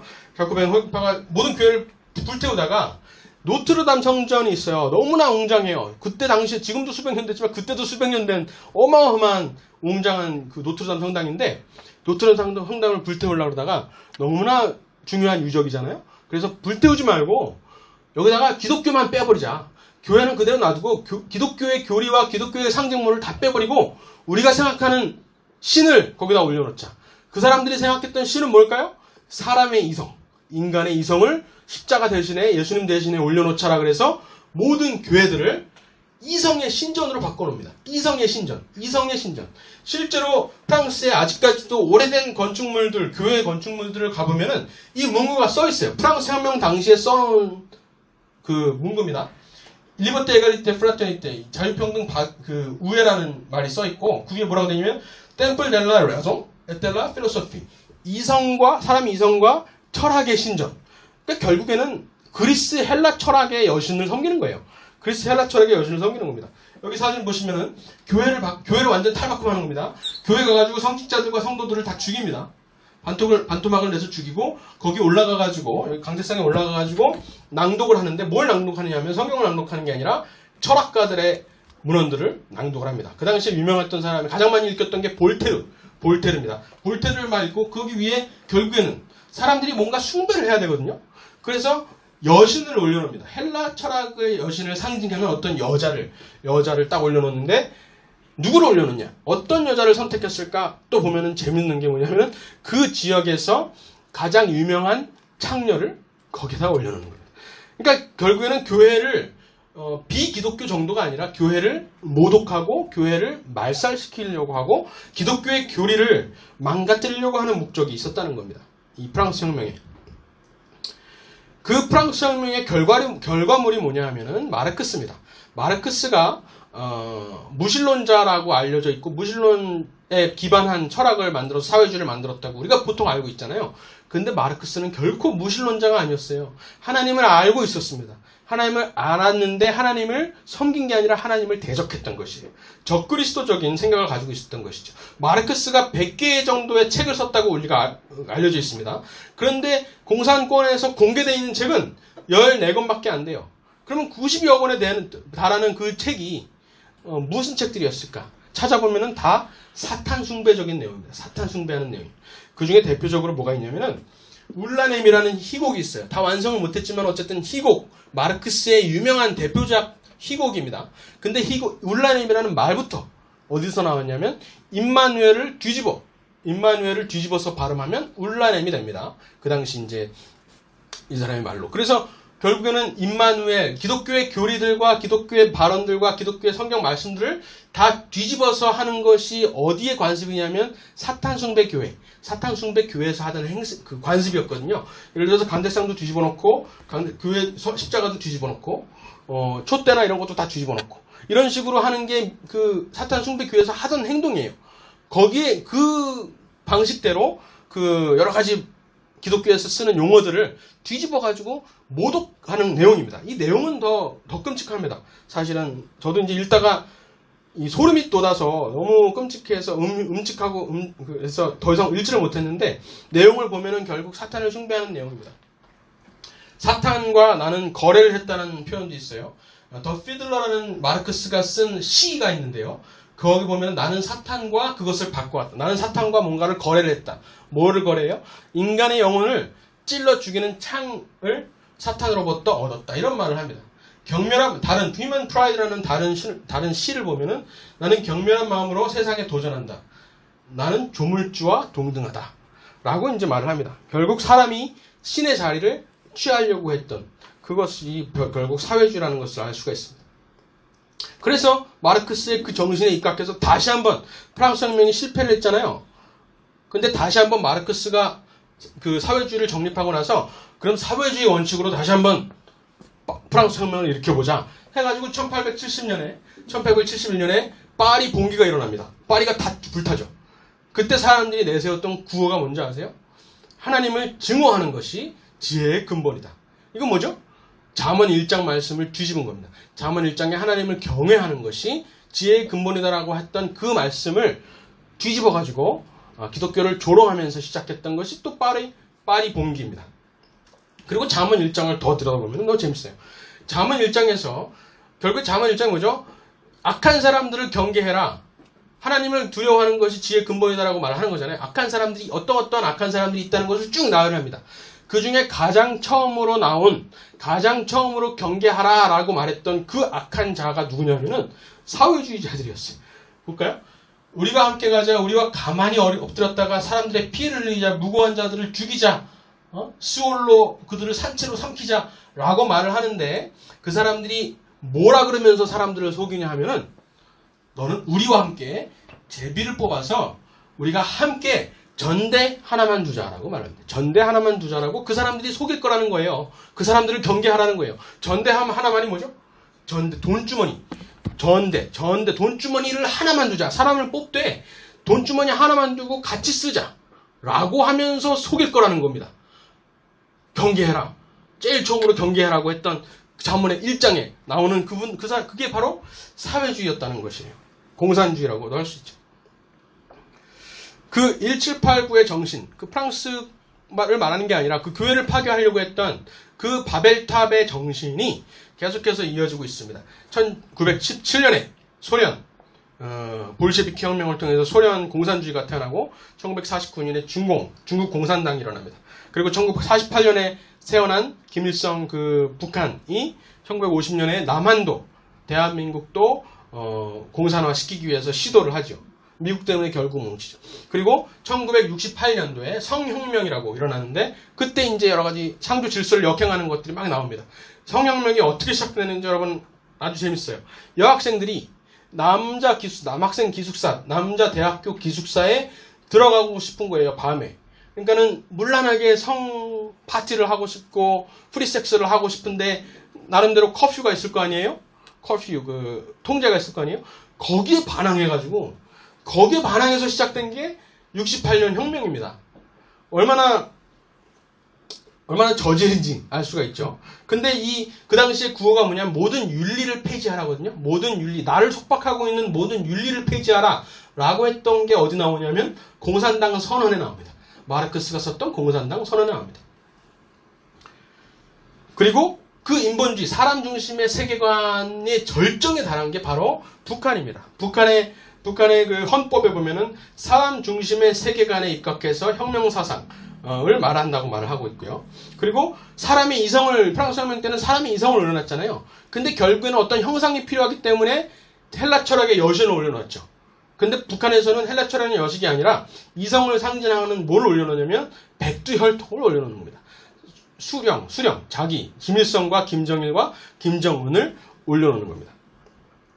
그리고 이제 여러분 다 아시지만 김일성도 장로 아들이잖아요. 아버지가 신학도 하시고 결국 기독교 교리들을 그대로 활용을 하는데 다 뒤집어가지고 왜곡해서 역행하는 방식으로 기독교를 도입한 것이 북한 체제거든요. 이것도 마찬가지로 적그리스도적인 것이고 교회를 모독하고 교회를 비방하려고 했던 것임을 알 수가 있습니다. 지금 1949년에 시작된 중국 공산당이 계속해서 문화혁명과 대약진 운동 이런 것들을 통해서 많은 지식인들을 죽였다고 하지만 결국 종교를 말살한 겁니다. 아직까지도 진행이 되고 있죠. 마오 이후에 약간은 움츠러들었다가 도광양혀라 그래가지고 우리가 우리의 힘을 숨기자라 그래서 조용히 크자 그랬다가 어느 정도 대국이 됐다고 지들이 생각을 하니까 시진핑 정도가 나와서 이제는 대놓고 교회를 한번 말살해보자. 그래서 교회 십자가 옆에다가 시진핑하고 마오쩌둥의 사진을 걸지 않으면은 그 교회는 무너뜨리는 겁니다. 폐쇄를 하는 겁니다. 그리고 심지어 성경을 바꿔 쓴다 그럽니다. 성경을 신학자들을 동원해가지고 미국에서 공부한 유명한 신학자들을 동원해가지고 사회주의 정신에 맹세하라고 시킨 다음에 성경을 한번 다시 써봐. 우리 사회주의 정신에 입각한 성경을 다시 한번 써봐. 라고 말을 하는 겁니다. 파리 혁명에서 일어났던 성경을 바꾸는 한두 마디만 다 바꾸면 되거든요. 한두 마디만 사람 중심으로 바꾸면 돼요. 하나님을 증오하는 것이 지혜의 근본이다. 이런 식으로 바꾸는 작업들을 중국에서 실제로 하고 있는 겁니다. 오늘 아침에도 문자 받았지만은 이분들이 프랑스 혁명의 정신을 알고서는 교회를 파괴할 거라고 이렇게 하는 거라고 생각은 안 합니다. 하지만은 그 내면에 흐르고 있는 어떤 정신이 있다는 거죠. 그 사회 문화적인 생각이 있다는 것이에요. 자신들도 모르지만 이분들 다 집사님이고 장로님이래요. 모르실 거예요. 그렇지만은 그 어떤 세류에 흘러가는 그 정신이 있다는 겁니다. 그것은 교회를 막고 교회를 위축시키고 창피하게 만들고 교회 다니는 것을 창피하게 만들려고 하고 그리고 예배를 결국에는 방해하려고 하는 그 정신이 배후에 있다는 것을 알 수가 있습니다. 반대로 1776의 혁명이 많은 위기를 겪었지만은 그래도 그 정신이 아직까지 남아 있습니다. 미국에는. 그래서 트럼프 대통령 말씀하셨죠. 오늘 그 주변에도 써있지만은 결국 교회들을 가장 먼저 재개하라고 이제 촉구를 하는 겁니다. 교회가 맨 마지막으로 닫았다고 말씀드렸죠. 교회를 가장 먼저 닫은 게 아니라 가장 마지막으로 닫았지만은 지금 이제 조금씩 재개하고 있어요. 경제 활동이. 가게들도 열고 아직까지 식당은 닫았습니다. 아직까지 미국에 있는 사람들 영상으로 통화하면 다들 장발이에요. 머리를 못 깎아. 저도 지금 못 깎았는데 다들 목사님들 보면은 장발로 돼가지고 관리를 못 해가지고 미장원도 다 닫은 거예요. 예약도 못 해요. 다 닫았어요. 그 정도이기 때문에 교회도 멈춘 건데, 지금 이제 조금씩 미장원도 열리고 식당은 아니지만은 뭐 필수적인 약국 같은 걸 열기 시작했단 말이에요. 그러면서 필수적인 것도 교회가 필수적인 거에 포함이 되기 때문에 교회도 열으라고 하는 겁니다. 왜냐하면 국가의 기초가, 특히 미국 같은 경우는 국가의 기초가 교회라는 것을 미국에서는 알고 있다는 것이에요. 그래서 결국 1776의 정신과 1789의 정신이라고 말을 할 수가 있는데, 뭐 요즘 정치적인 용어로 말하면 보수주의와 진보주의라고 할 수 있지만은 1776의 정신이 좀 더 나은 것 같아요. 결국 창조주의 하나님을 인정하고 영구한 것에 대한, 영혼에 대한 보존, 썩어질 것이 아니라 영구한 것에 대한 것을 보존하려고 하고, 인간의 한계를 인정합니다. 결국 기독교적으로 말하면 원죄를 인정하는 것이죠. 반면에 1789는 인간이 완벽한 사회를 만들 수 있다라고 하는 것이죠. 그 유토피아를 향해서 진보한다 그래가지고 진보주의입니다. 더 나은 세상을 만들자고 해서 진보주의가 아니라 우리가 생각하는 이상이 있는데 그 이상으로 가자라고 하는 그 추상적인 정치 개념이 있기 때문에 진보주의라고 하는 거예요. 그래서 진보라는 말을 우리가 경계해야 됩니다. 그리고 개인의 깨어남을 1776에서 말한다면은 개인이 우매화되고 집단이 깨어나는 것, 집단이 들고 일어나는 것을 말하는 것이 1789의 정신이죠. 그리고 기본적인 기초적인 사회 질서, 우리가 가장 기초적으로 생각하는 사회 질서가 뭐예요? 남편과 아내죠. 그리고 두 번째로 부모와 자식입니다. 이게 가장 기초입니다. 모든 사회. 근데 그거를 부수려고, 그거를 망가뜨리려고 하는 거죠. 그 가장 기초적인 두 가지의 사회 원리를 망가뜨리고 다른 모든 집단 사회를 세워놓는 것이 1789의 정신입니다. 결국 사람이 신의 자리를 뺏는 것이 1789라고 할 수 있어요. 그래서 정리해보면 1779의 정신은 창조 질서와 천부 인권을 인정하는 성경적 기독교 세계관, 유대 기독교 가치관에 입각한 세계관을 말하고, 1789의 정신은 프랑스 혁명으로 대표되지만은 결국에는 인간 이성을 최고 존엄, 하나님의 자리에다가 추대해서 하나님을 무시하고 하나님을 대적하고 인간이 스스로 유토피아를 만들 수 있다라고 하는 그 바벨탑적인 사상을 결국 1789의 정신이라고 정리를 할 수가 있습니다. 그래서 이제 이번 올해 7월 달에 한국말로 번역돼서 나올 책이에요. 레이건 11이라는 책인데, 여러 가지 보수주의적인 가치관이 있습니다. 유럽의 보수주의가 아니라 미국의 보수주의 가치가 나오는데, 가장 처음에 두 개가 나오는 게 뭐냐면, 자유와 신앙이에요. 그냥 자유라 그러면은, 홍해에서 나와가지고, 내 멋대로 할 수 있는 자유도 포함이 됩니다. 내 멋대로 할 수 있는 자유. 사사기 마지막 절에 나오는, 각자 자기 생각대로 옳은 대로 행하였더라. 자기 소견에 옳은 대로 행했더라. 뭐 나쁜 짓을 한다는 건 아니에요. 자유가 있다 그래가지고 옳은 대로 하는데 자기 생각대로 옳은 짓을 한다는 겁니다. 근데 그게 아니라 기독교에서 말하는 자유는 결국 신앙에 기반한 것이기 때문에 두 번째 가치관으로 신앙이 들어가는 겁니다. 그런데 지금까지 이제 미국 얘기를 했는데 대한민국이잖아요. 대한민국에도 과연 그럴까라고 생각을 해봤어요. 우리가 얼핏 짐작은 할 수가 있죠. 이승만 대통령도 기도로 시작하셨고 미국에서 공부하셨고 이 칼빈주의 개혁 그 정신을 모르셨을 리가 없어요. 우리 목사님께서 목동TV를 통해서 또 말씀을 해주셨는데 이승만과 아브라함 카이퍼의 관계를 아주 풀어내 주셨죠. 이승만 대통령도 분명히 칼빈주의 개혁주의 정신을 분명히 아셨다는 것이죠. 그래서 대한민국도 아마 그런 정신으로 입각해서 건국하셨을 거라고 짐작은 할 수 있는데 좀 더 구체적으로 정말 그럴까라고 한번 생각을 해볼 수가 있습니다. 그런데 독립정신이나 이승만 대통령이 쓰셨던 그 문헌들을 보면은 이 미국과 프랑스의 차이도, 미국 혁명에 대한 챕터가 3개가 있고 프랑스 혁명에 대한 챕터도 하나가 있어요. 그 차이까지도 확실하게 아셨던 분입니다. 그 깊이가 너무나 대단해요. 그리고 이 통찰력이 저는 가장 중요하다고 봅니다. 사람이 죄를 짓지 않는 이유가 뭐예요? 사람이 아무도 보지 않는 뭐 예를 들어서 내 방이거나 아무도 없는 곳이고, 그리고 내가 하는 그 죄가 별로 다른 사람들한테 해를 끼치지도 않아요. 그냥 양심에 좀 걸릴 뿐이야. 그 죄를 짓지 않을 이유가 뭐예요? 그 죄를, 양심을 거역할 이유가 뭡니까? 사람이 하나님이라는 존재를 알기 때문에, 하나님의 존재를 두려워하기 때문에 죄를 짓지 않는 거거든요. 그리고 착한 일을 아무도 알아주지 않는데 착한 일을 할 이유는 뭐예요? 왜냐하면 결국에 상 주시는 하나님을 알기 때문에 착한 일을 하는 거거든요.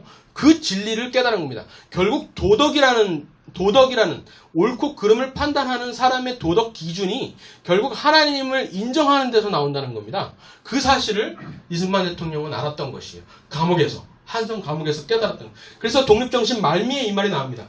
하나님을 인정해야만 두려운 마음으로 죄를 짓지 못하고 감사한 마음으로 착한 일을 하지 않을 수 없다라는 어마어마한 통찰력을 말을 하시죠. 종교가 도덕의 기초가 되고 도덕이 정부의 기초가 된다는 이 토크빌이 말했던 진리를 깨달았던 것이죠. 그런데 이승만이 건국하기 이전에도, 그리고 5월 10일 날 최초의 대한민국 선거를 하기 전에도 민주선거는 계속되어 왔다는 사실이 저도 최근에 몇 달 전에 깨달았어요. 무슨 얘기냐면은 교회에서 계속해서 민주선거를 했다는 겁니다. 장로들을 선출하기 위해서 민주적인 선거를 했다는 것이에요. 우리나라 최초의 조직교회가 서울에 있는 그 세문안교회죠. 이번에 어마어마하게 멋있는 건물을 올렸습니다. 1887년에 세워진 교회인데 언더우드 집 뒷뜰에서 시작했습니다. 거기 역사 기록관이 있어요. 그래서 어떻게 시작됐는지 그 내용이 나오는데 세문안교회에서 교회를 세우면서 2명의 장로들을 선출하는데 언더우드 선교사가 당신이랑 당신이 장로를 했으면 좋겠어 라고 하지 않았어요. 누구누구 후보를 세우고 성도들이 뽑게 했습니다. 선출하게 했습니다. 민주적인 선거가 처음 있습니다. 물론 여성들도 참여를 했는지는 모르겠어요. 어쨌든 그래도 민주적인 형태의 선거를 했던 것입니다. 그런데 이 민주적인 행위가 교회에서 이루어졌지만은 이 민주적인 행위를 통해서 사람들의 자각이 깨어났다는 걸 알 수 있어요. 그 당시 조선시대의 그 신분제가 얼마나 강했습니다. 양반과 머슴, 양반과 백정, 이 구분이 얼마나 강하고 뚜렷하고 거기에 억압되어 있는 사람들이 너무나 많았는데 그 신분제를 가장 먼저 어디서 탈피하냐 하면은 교회에서 탈피했다는 것을 볼 수가 있습니다. 예를 들어서 두 번째로 서울의 세문안교회가 첫 번째고 두 번째로 세워진 서울의 조직교회가 이제 곤당교회라고 있습니다. 곤당교회라고 있는데 이 교회에서 1800년대 말에 세워졌지만 1910년에 장로를 선출하는데 장로에 2명의 장로가 선출했는데요. 그때 많은 양반들을 누르고 많은 양반들이 이렇게 후보로 올랐는데 추대가 됐는데 그들을 누르고 백정 한 명이 장로가 되는 거예요. 그 유명한 박성춘이라는 백정이죠. 박성춘이라는 백정이 장로가 되는 겁니다. 근데 양반들이 어떻게 감히 라고 생각하지 않고 교회에서는 그러면은 장로님으로 모시겠습니다. 밖에서는 백정일 수도 있고 천한 그 계급일 수 있지만은 교회에서만큼은 하나님의 장로로 교회를 섬기는 장로로 모시겠습니다라고 이야기를 했던 겁니다. 그러니까는 사람들의 생각이 교회에서 이 신분제가 완전히 탈피되었다는 것을 알 수가 있죠. 심지어 1905년에 세워진 전북에 있는 금산교회가 있는데요. 여기는 한 집에서 이 양반이랑 그 집의 머슴이 같이 장로로 추대가 돼요. 아주 긴장 관계가 있었겠죠. 사람들이 결과를 보니까는 이 머슴이 선출된 거예요. 장로는 양반님은 떨어지고. 그러니까 사람들이 당시에 기록을 보면은 막 웅성웅성했다 그래요. 이거 어떡하지? 이거 어떡하지? 다시 해야 되나? 막 그랬는데 집사님이었겠죠? 그분이 아니라고. 당연히 존중을 하겠다고 하면서 우리 집에서는 머슴이지만 교회에서는 장로님으로 모시겠다라고 말을 합니다. 그분들이 바로 유명하신 이자익 목사님하고 조덕삼 장로님이에요. 나중에 장로가 또 되신 거예요. 그래서 같이 머슴으로 이제 하다가 이제 교회에서는 장로로 하시다가 이제 아무래도 못 견디셨겠죠. 너무 불편하셨겠죠. 장로님을 머슴으로 부리기가. 그래가지고 결국 이자익 그 머슴을 평양 신학교로 보내가지고 공부를 시킵니다. 모든 돈을 다 대주고 아예 당신이 저보다 체력이 더 좋으니까 당신이 신학 공부를 하시라고. 그래가지고 금산교회의 2대 목사로 초빙을 해서 오는 거예요. 그 정도로 이 교회 질서와 이 교회의 그 민주적인 그 질서를 조선시대의 그 엄청나게 억압적인 그 신분제를 완전히 탈피하는 정도로 깨우쳤다는 것이죠. 이자익 목사님은 그 장로교 총회장을 3번이나 역임하신 역사적인 인물이시고요. 그리고 이 조덕삼 장로님도 유명하신 분으로 그 손장가가 국회의원도 하시고 일본 외교관도 하시고 대사도 하시고 그랬습니다. 그런 식으로 결국에는 미국만 그런 것이 아니라 우리나라에서도 아마도 우리나라 빼고는 없는 것 같아요. 다른 데는. 근데 우리나라에서만큼은 교회에서 그 민주적인 정신이 시작되었고 교회에서 공화적인 그 정신이 깨우쳐졌다고 이제 말할 수가 있습니다. 그래서 이승만 대통령이 또 말씀하시는 거예요. 이 어찌 정부의 근원이 교회가 아니래요. 이 어찌 교회가 정부의 근원이 아니리요. 이렇게 말을 하는 겁니다. 그리고 신약을 공부하는 사람은 자신도 모르게 혁명사상을 얻는 것은 그 책이 성경이 진리를 가르치며 진리는 사람의 마음을 자유롭게 하기 때문이라. 그러니까 개혁주의적인 신앙을 그대로 이승만 대통령이 깨달으셨던 거예요. 감옥에서부터. 성경을 읽어야지, 성경을 직접 누가 목사가 가르쳐줘서가 아니라 직접 읽어야지만이 사람이 깨우칠 수가 있구나, 정치적으로 자유할 수가 있구나를 깨달으신 겁니다. 그래서 개신교를 통해서 사람마다 자유롭게 성경을 공부하게 됐고, 마틴 루터를 통해서 결국 교회가 개혁이 되고, 워싱턴 1776년에 조지 워싱턴을 통해서 정부가 개혁이 됐다라고 표현을 하고 있습니다. 그리고 한국교회 핍박이라고 이제 이 하와이에 오셔가지고 쓰신 책이 있는데, 이 제목만 보거나 대충 이제 이야기만 들으면은, 아, 일본이 얼마나 우리나라 조선에 특히 교회를 억압했는지 일본을 고발하는, 일본 제국을 고발하는 책으로만 생각할 수가 있어요. 근데 그 내용을 읽어보면은 그 내용이 아닙니다. 이 책을 쓰셨던 가장 주된 목적은 뭐였냐면은, 결국에 사람들을 개화시키고 사람들을 깨우치는 곳은 교회이기 때문에 그 사실을 알고 일본이 교회를 타겟한다, 교회를 표적해서 교회를 억압하려고 한다, 그 사실을, 그러니까 그 정치 원리를 말씀하고자 하셨던 겁니다. 교회가 결국에는 정부의 근원이 된다는 그 정치 원리를 말씀하시려고 그 책을 쓰셨던 겁니다. 그렇게 이제 한국전쟁도 막아내시고 하시죠. 그런데 이제 결국 이제 이 1776의 정신을 쭉 이렇게 우리가 보면은 어디서 시작해요? 유대민족에서 시작하죠. 유대민족, 그리고 어디로 건너면요, 헬라 철학, 그리스로 넘어갔다가 그 그리스에서 로마 시대, 키케로나, 그러니까 로마 제국을 말하는 것이 아닙니다. 로마 제국이 시작되기, 가이사가 시작되기 전에 키케로, 그 당시에 이제 법치를 말하는 것이에요. 그때 이제 한번 실현이 됐다가, 그리고 영국으로 건너와서 보통법과 자연권, 왕 위에, 왕권 신수설이 있지만 왕 위에 어떤 법과 질서가 있다, 그보다 사람보다 큰 법 질서가 있다는 것을 깨달은 게 이제 보통법 전통이라 그래요. 자연권 전통이라 그러고, 그것을 이제 깨달았는데, 그것을 영국에서는 실패해요. 청교도 혁명도 일어나지만 실패합니다. 그렇지만 미국에서 국가적 형태로 구현한 것이 바로 필라델피아의 미국 건국입니다. 그런데 미국에서 그러면 어디로 갈까? 미국에서 그러면 어디로 갈까라고 생각을 했을 때, 아브라함 칼퍼가 이제 그 칼빈, 정치 영역에서의 칼빈주의가 어떻게 그 현실화되었는지, 그거를 이제 미국을 통해서 이제 많이 말씀을 하시잖아요. 그래서 프린스턴 대학교에 와가지고 이런 말씀을 하신다. 이 칼빈주의 강연이라는 책이 너무나 훌륭한 책이에요. 이 책을 읽어보시면은 미국에 와서 설교를 하는 것입니다. 설교를 하면서 칼빈이 결국에는 미국을, 아까 역사학자도 말했지만은 미국을 건국하는 결국 칼빈주의 정신이다, 개혁주의 정신이다, 개신교의 개혁주의 정신이다 라고 말씀을 하시면서, 미국에서 결국에는 이것이 완성이 되었는데, 미국에서 그럼 어디로 갈 것이냐, 미국 다음으로 어디로 갈 것이냐 하면서 무슨 말씀을 하시냐면은, 칼빈의 정신은 네덜란드와 영국에서 미국으로 이식되어서 미국의 국가 형태로 이식이 되어서 지금까지 발전을 해왔는데, 우리의 그 자유의 정신을 서진, 웨스트월드, 서쪽으로 계속해서 진출하게 했는데, 지금은 어디에 멈춰있냐 하면은 태평양 기슭에 멈춰있다는 겁니다. 이 자유의 정신, 칼빈이 말했던 개혁주의 자유의 정신이 태평양 기슭에서 멈춰서서 하나님의 계획하심을, 앞으로 나아갈 어디로 갈지 하나님의 계획하심을 경건하게 기다리고 있습니다 라고 그 설교를 마치세요. 그 강연을 마치세요. 그러면서 이제 거기 또 하나 나오는 재밌는 개념이 뭐냐 하면은 혼혈주의, commingling of blood. 미국이란 나라가 옛날에 로마가 그랬듯이 정말 다양한 민족들이 와서 여기서 피가 섞이고 문화가 융합되고 점점 더 사람이 추구할 수 있는 고등적인 어떤 인류의 발전을 일으켜서 결국에는 이 피의 섞임을 통해서 전 세계로 뻗어나갈 것이다라고 말씀을 합니다. 이 두 가지 개념, 태평양 어딘가로 또 넘어갈 것이고, 그리고 미국이라는 곳에서 혼혈을 통해서 다문화로 퍼져나갈 것이다라고 말씀 두 가지를 하시잖아요. 그 설교를 하신 다음에 10년 뒤에 그 프린스턴 대학교에 이승만 대통령이 공부하러 오시는 거예요. 여기 와 이승만 대통령이 와서 그 칼빈 클럽이라는 곳에서 무료로 숙식을 해결하시고, 당연히 칼빈주의 그 개혁주의 정신을 당연히 배우셨겠죠. 그곳에서 프린스턴 대학이 아브라함 칼퍼가 다녀간 이후로 칼빈주의 붐이 일어났거든요. 그러니까 당연히 배우셨고, 그 원칙을 그대로 완전히 이제 소화를 시키신 다음에 한국에 와서 대한민국을 건국한 겁니다. 근데 대한민국은 미국과 마찬가지로 미국 다음으로 아마도 유일하게 교회 중심적인 유대 기독교 가치관에 입각한 나라를 세우려고 했다는 것입니다. 최소한 이승만 대통령은 그랬어요. 우리의 국부 이승만 대통령은 그랬습니다.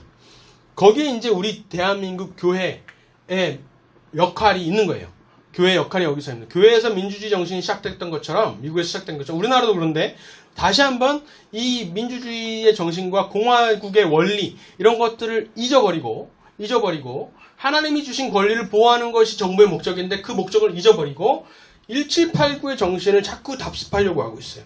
다수의 정치, 다수의 폭정, 소수는 다 죽여버려 라고 말하는 그 혁명주의적인 그 정신을 우리 대한민국이 배우려고 하고 있고, 그리고 그 정신에서 세워진 중국 사회주의를 자꾸 따라가려는 그런 경향성이 계속 나타나고 있습니다. 이것을 막아낼 것은 결국에는 교회입니다.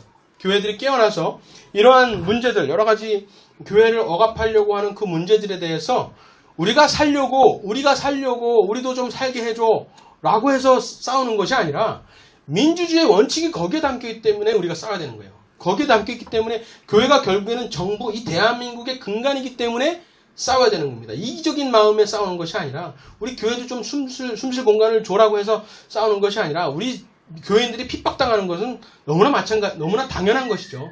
우리 세상에서 우리가 탄압받고 핍박받고 미움받는 것은 너무나 당연한 것이라고 성경에도 써 있잖아요. 그것이 문제가 되지 않아요.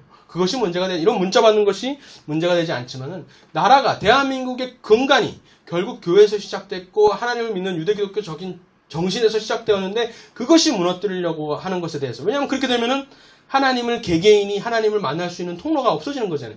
지금의 중국처럼 그냥 집단만 살아서 개인의 각성이 없어지고 개인이 하나님을 알 수 있는 그 통로가 없어지는 것이기 때문에 자유민주주의를 지켜야 된다는 것이죠.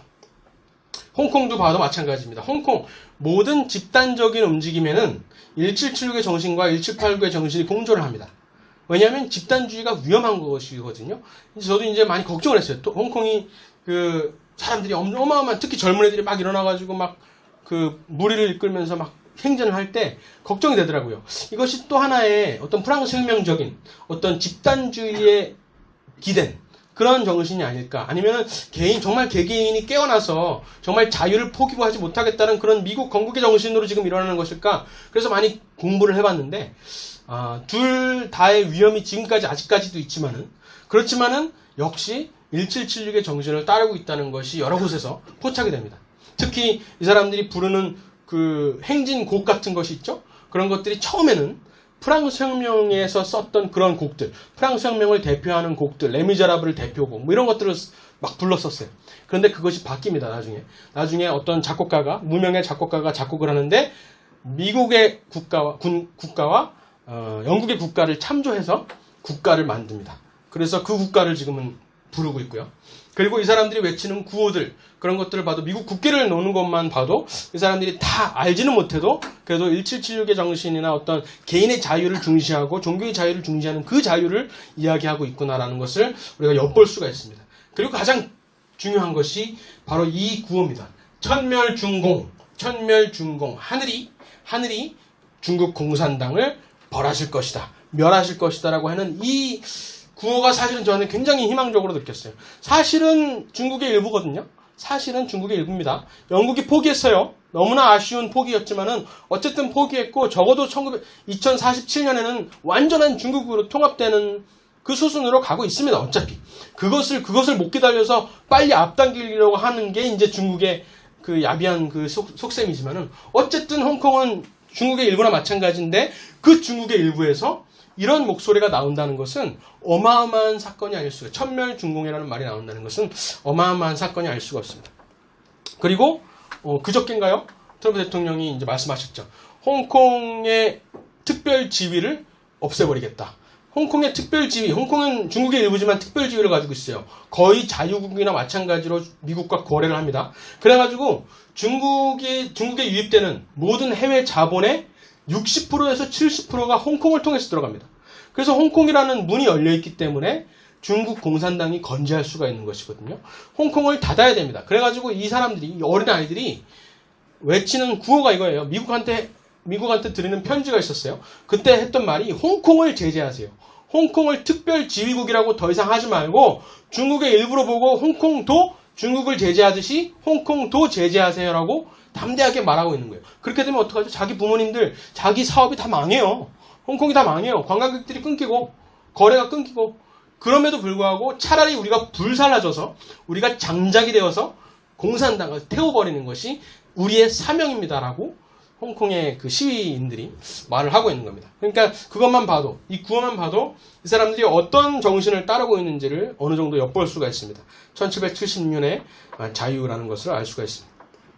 우리도 결국에는 1776의 정신, 미국 건국의 정신과 우리 대한민국 건국의 정신 이것을 다시 한번 회복해야 될 때입니다.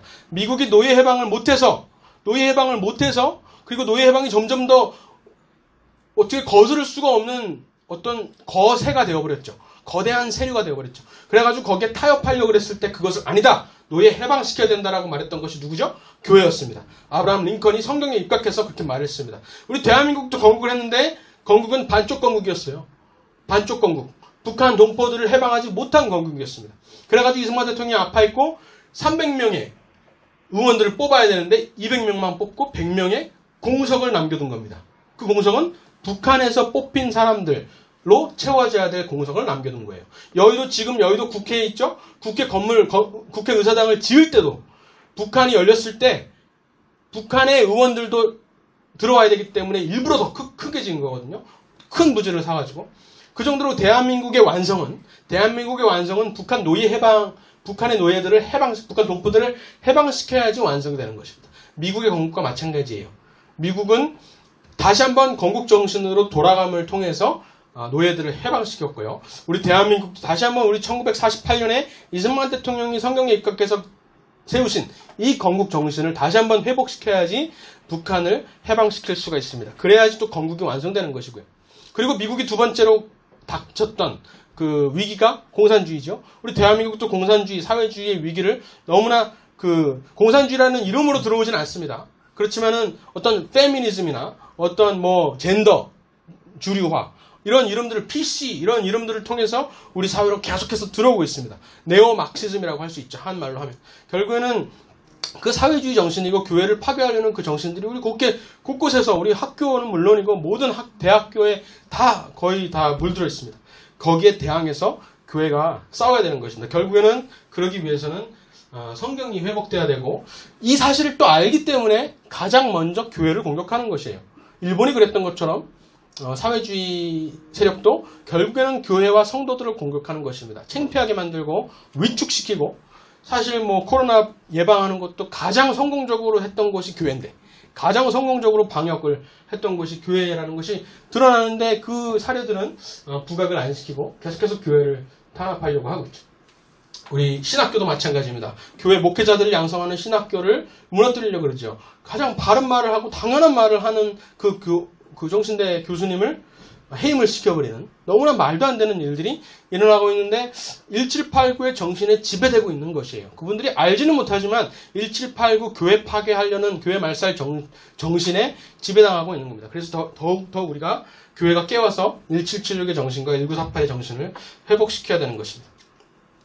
교회가 살아나야 되고 그리고 우리 기독교인들의 어떤 기본적인 태도 원죄를 인정하기 때문에 인간의 한계를 인정하기 때문에 겸손할 수밖에 없고 창조주 하나님을 알기 때문에 감사할 수밖에 없고 그리고 모든 사람들 무조건 저쪽들을 욕할 것이 아니라 바깥에 있는 사람들 교회 밖에 있는 사람들 욕할 것이 아니라 그분도 결국에는 우리가 설득해야 되고 예수님을 전해야 되는 대상들이잖아요. 그 마음가짐을 항상 우리가 잊지 않아야 되는 것입니다. 그리고 가장 중요한 것은 또 한 가지 중요한 것은 유토피아예요. 유토피아가 뭐죠? 없는 곳입니다.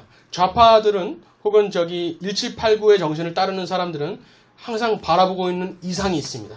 유토피아가 있습니다. 그런데 우리는 그것이 없어요. 유토피아는 없는 곳이거든요. 인간이 그런 거 만들어낼 수가 없거든요. 그렇지만은 무엇이 있어요?